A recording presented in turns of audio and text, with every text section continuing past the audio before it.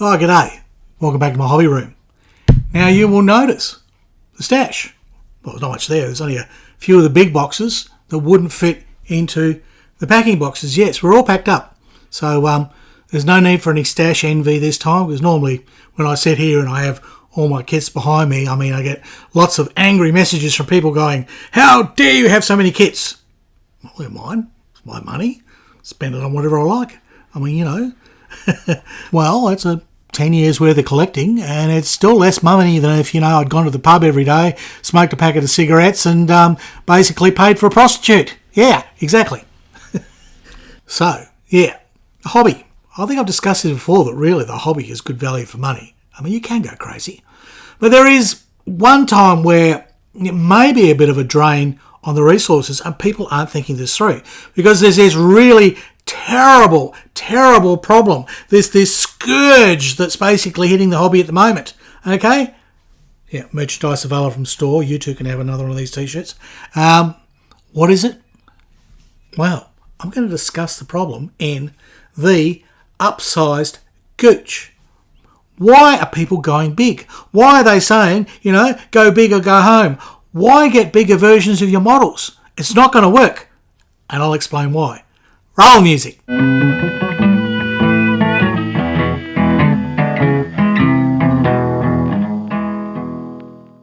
You too can have a tug mug. Yes. The Upsized Gooch, the Unheard Gooch, whatever. They're available from the store. There'll be a link up here somewhere. And also, look, if you like my videos, I'll do it at the beginning this time instead of waiting till the end. If you like this sort of videos that I'm doing, please hit that like button. Helps the algorithm. And by all means, comment. Just be respectful about it, all right? And you can join, basically, my YouTube channel or Patreon. Subscribe to this channel. That's always a good thing. If you're really liking what you're seeing and hearing, hit the super thanks. Yep. Helps feed Mass the cat. Anyhow, so why shouldn't you take advantage of these relatively inexpensive, well, for those of us, the baby boomers that have got monies, and let's face it, it's only the baby boomers who are watching my channel. Yeah, that's right. Millennials? Nah. Oh, there's a couple. Statistics basically show, just old pricks like me, my age, all right? All of us half a century old, all complaining about the noise of the neighbours and bloody hell, get off my lawn, right? Yeah. So, why shouldn't we now, in our golden years, we've got the money, a little bit put aside, why can't we go large? Nobody's telling us not to. Well, here's the problem. You're just not thinking it through, okay? They're a little more expensive, but not a lot actually. It's quite surprising that sometimes with the aircraft, really the larger ones maybe 10, 20% more, at the most half more. The ships, sure, they're about double the price a lot of the time, especially once you get the aftermarket. But honestly, you're getting double the value. Well, are you? Or is there a trap? And this is the thing. There is a hidden trap. One, it's going to take longer. Well, that could be a good thing. Okay, you've got a bigger kit, it's going to take a bit longer to build. Well, maybe it won't, because if it's just an upscale version that's got the same number of parts, don't know. Horses, of course, some are more detailed. Some like aeroplanes come with, motors inside and all the rest you've got to build, and the motor vehicles are certainly a lot more detailed, But here's the thing. If you're used to building 1/72nd scale subjects, and that's what you've always built, right? The one true scale, right? Only 1/72nd. Yeah, I've heard it. Bunch of drongos. Anyhow, so that's okay. Everything you've got is 1/72nd. Everything matches. Everything's to scale on your shelves. And you decide, what the heck, these 1/48 scale kits are looking good. Quality's there. The prices are pretty good. Well, I'm going to have a crack at it. Okay. What you're not thinking about is from 172 to 148, or even if you're going from 148 to 1/32nd, okay, so we're basically talking aircraft scales, each one of those is 50% longer, okay, so 72 to 148, it's half as long.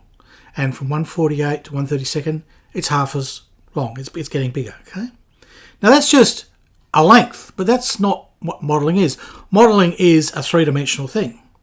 Now, admittedly, the painting part of it is kind of two-dimensional. They're the flat surfaces. It's the surface area. So is it just 1.5 times the paint? No, it isn't, because maths gets involved here. Yes, those of you can eye roll now and collapse. But if you need to know the area of something, it's the length, right, times the width. It's a square, okay? So if it's 1.5 times bigger, it's going to be over. It's about 2.25 times more area. So that means you have got to buy more than double the amount of paint. Even though this thing's only half as big, right? Long, half as wide, the amount of paint you're going to require is doubled straight away. So from 1/72nd to 1/48th, you need twice as much paint. And then if you're going again to 1/32nd, right, from 1/48 to 1/32nd, that's double the amount of paint. If you were jumping the whole way from 1/72nd all the way up to 1/32nd, right, you missed out 1/48. You decided, well, I'm going to go really big. 4 times as much paint. Oh, okay. So you're thinking, oh, well, I only use maybe a bit of a bottle. Well, you're going to go through a lot more. So just think about it. How much you're spending on paint. You might only spend, say, $50 a month on paint, let's say. Well, now you're spending $100 a month or $200 a month, depending on how much you've gone up. And it doesn't end there, because volume. Now, you wouldn't think, well, volume's not really a problem. We're just painting the outside of them. Sure, but glue is a volume thing. The space it takes up in your hobby room or on a display cabinet is a volume thing. That takes into account not only the surface area, which is squared, you've basically got the whole thing, which is cubed. So straight away, if you've gone from 1/72nd to 1/48 aircraft, you're only going to be able to display half as many. So, in your display cabinet, if you could get 10 in there, you can only get 5 now. Probably less, because they may actually be so big that they kind of fill the shelves and push things out of the way. So you can't quite squeeze in lots of little items. And if you went from 1/72nd to 1/32nd, right, oh my goodness me, you're going to get 1/4 the amount of bloody stuff on your shelf, okay? So when you used to be able to get 10 on your shelf, oh, you're probably going to get 2. In other words, you've got 2 shelves, 5 on each, and then you build this 1/32nd scale thing, 1. Oh dear, my shelves are full. So that's the thing. You're going to need more paint, double, in this argument. You're going to need more glue, and there's certainly more plastic to deal with, and it's going to take up a lot more space on your hobby bench. Don't forget that. And then when you finished it, I've had this with the ships. Okay, I've been building sort of little ships, really. And suddenly I've jumped to the big sailing ships. Well, I could probably get about 4 of those little 1/350 scale ships in my cabinet. But when I bring in a ship around 100 scale, or 1 to 150, it fills up the whole shelf. So yeah, this is the problem. This is the trouble. So yeah, and you're aftermarket too. This is the thing. It depends. If you just put it out of the box, not such a damage to your wallet. But if, like with the ships, I got rid of my 1/350 scale Mikasa, right? Nice old Japanese battleship, still available. You can go see that only thing. Well, available, still exists. I don't mean it's a museum ship now, so you can go and visit it. And it was lovely, and I bought everything for it. Right, it came with a lot, but I bought the extra PE for the railings that it was missing. I bought the metal barrels, I bought the wood deck, all of that, and it spent a bit of money. Then the 1/200 scale kit came out. I wasn't that fussed at first, but then I was over at Becker's and he had his out, and because it's such a small battleship, it's only like this big, even in 1/350. At 1/200, all right, it's literally 1 2/3 bigger, but it's still a reasonable size, and it obeys my rule. I'll come to my rule in a sec that solves this problem. So I thought, oh, okay. But the thing was, again, the difference between those two, it's actually 3 times more paint and 5 times the space or glue. Yeah, if you go from 1/350, right, you're building ships at 1/350, and you go to 1/200, the same problem occurs. It's even worse if you're doing 1/700 and you go to 1/350. Right, it's not only double, it's 4 times the paint. Yeah. So that's the thing. Sure, go big. Go big, build 1. That might be fun. Something's there. I'd love to get the new Airfix 1/24 scale Spitfire, but I have the old one here, so I'd probably just do a kit review and comparison. But those are the kind of kits for me, and this is the solution, okay? This is the solution. So what I have decided to do is I'll build a few of these really big things, right? A lot I've sold off, and I'm going to get the smaller stuff, because really, this is what I realise. I'm only living, here, it's a 2-bedroom cottage. Where I'm moving to, Got a lovely house on the mountain overlooking the ocean, and walking distance to the pub and walking distance to the brothel, to the post office, and a few other things. See how my mind's going this video, isn't it? Yeah. What was it? Oh, yeah, the solution. Okay. So, yeah, build the odd thing, which is fun, but basically downscale everything else to what's manageable. And then what I can do also is if I do build something really big and I've just had the enjoyment of building it and I had to paint it, how I am, I still enjoy painting, but it's done, I might give it away. I might give it to someone who can put it in their place and have the inconvenience of that really big thing. I've already tried to do that with the bounty because I realised I need somewhere to put the St. Louis when it goes out. So I sort of shopped the bounty around to a few people and not even like charging them, just saying, would you like my bounty kit? Oh, it's lovely. Oh, I don't know where we'd put it. I don't know how could we dust it. We haven't got a display cabinet for it. Oh, maybe not. We'd hate to ruin the thing and we know you get upset. That's the thing with all my big ships. What am I going to do? I would need a room just with display cabinets. Well, luckily, that's where I'm moving to.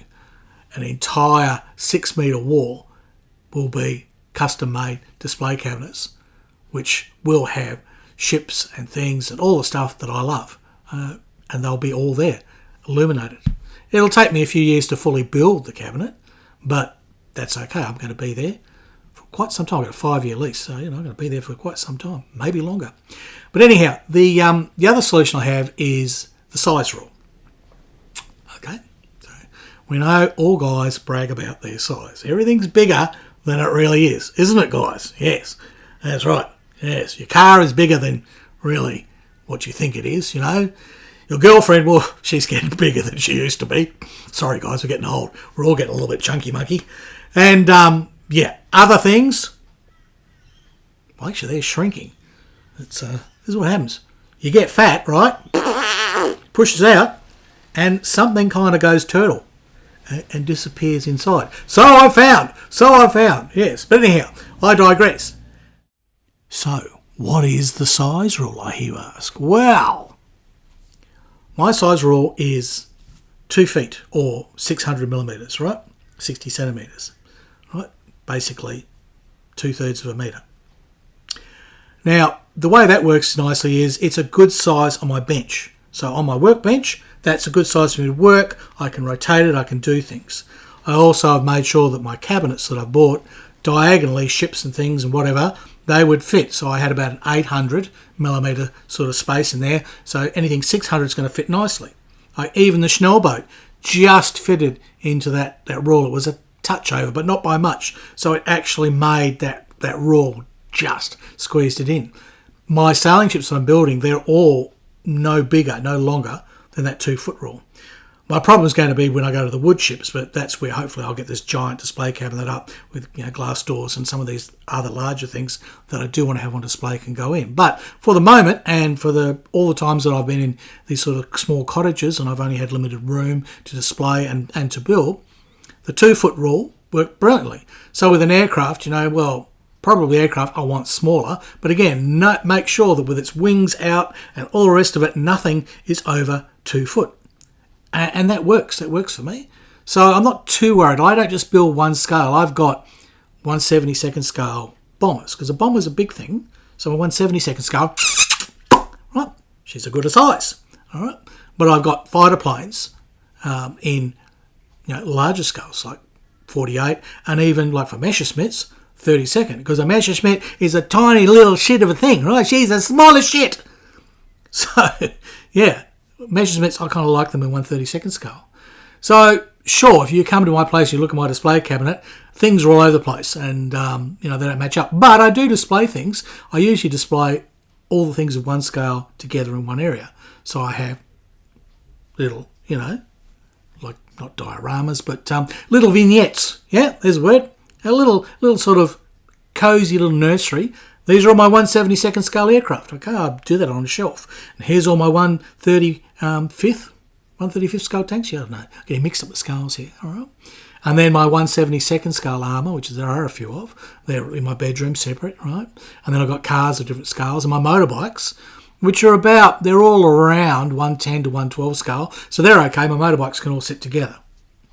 It's only really when we get to the big sailing ships. I've got sailing ship kits from 150 all the way up to 1-200.